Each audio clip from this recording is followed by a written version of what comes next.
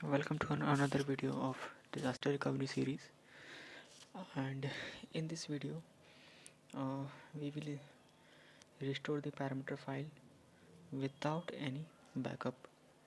In this case we don't have any kind of backup like physical backup or RMAN backup as I promised in my earlier video.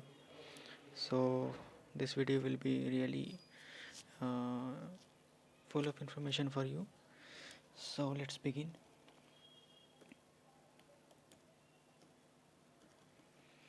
Okay, currently my database is up and running. Just I am going to check that whether I have any backups so that I can remove those backups.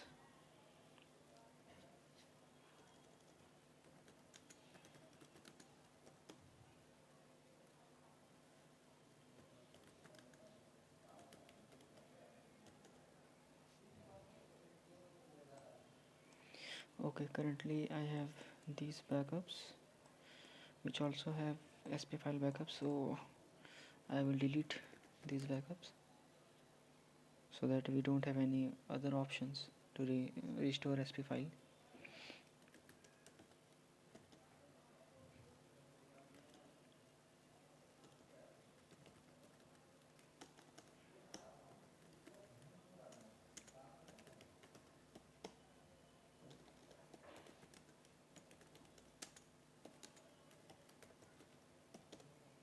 Okay, so currently we don't have any kind of backups. We will also check at our DB's location.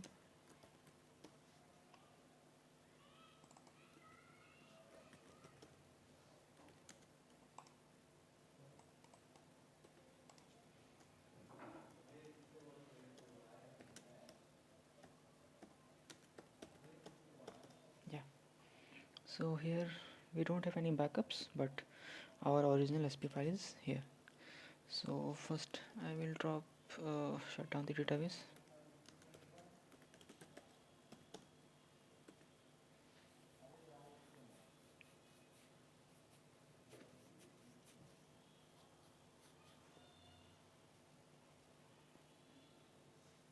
Okay, my database has been shut down. Now I will delete the SPFILE. Fine. So now I don't have SPFILE, or it is a scenario where I think you may face in your DBA career that someone accidentally deletes the SPFILE and at the same time you don't have backup of that. What you will do now? So it is not very tough task to identify. Actually, whenever you start the database, if you observe the alert log, you can see that the initialization parameters are written there before startup of database. Okay, so from there we can copy the important parameter settings so that we can create our P file, and after that we can start our database. So let's do that.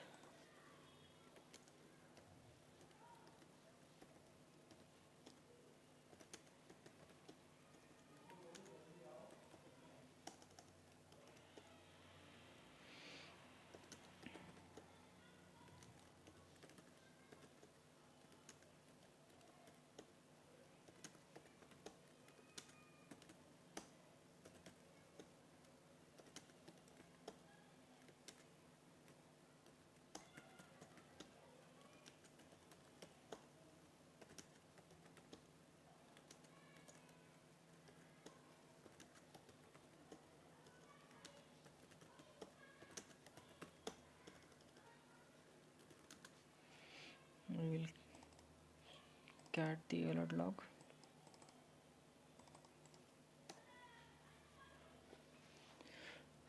We just need to see, yeah, as you can see, whenever database starts up, it writes the important parameter entry which is required to start up the database in the alert log. So these informations is required to restore the parameter file in this case. So I will copy these parameter settings in a separate notepad file like this. You can see here all the important settings are here which is required to up the database. We have DB block size, control file location with name, SGA target, processes, open cursor, DB name, etc. Okay, so we will copy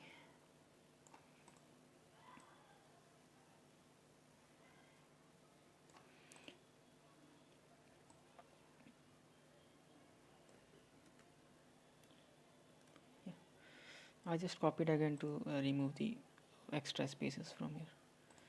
Okay, now I will copy these all, and again I will go to the DB's location where I need to restore the parameter file.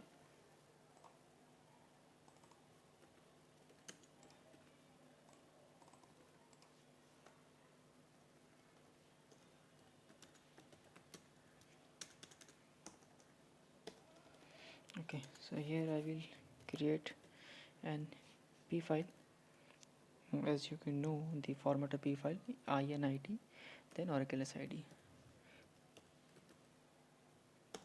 Okay, now I will paste here all the parameters.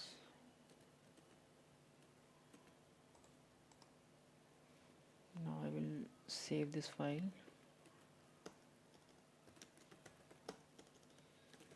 Okay, so our P file is ready. Okay, all settings are fine, right? Now we will try to start up the database. You can manually give here the P file name with the location, but since at this location we have only one parameter file, that is P file, so Oracle will by default pick the P file from here, so I will not provide P file here.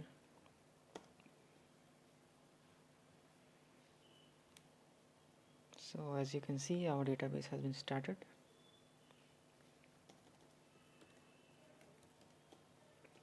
Yes, so our parameter file recovery has been completed, but as you can check, currently my database is not running from SPFILE, so it is recommended to run our production databases from SPFILE, because as we know, all maximum parameters of SPFILE are dynamic. You can change them on a running database, but if we run our database with P file, then all the parameters are static. So every time we if we change any parameter setting, then we need to bounce the database. Okay, so since our parameter file has been recovered, so we will just create SPFILE from P file. Okay, now you can check here one SPFILE has been created. Again we will bounce the database.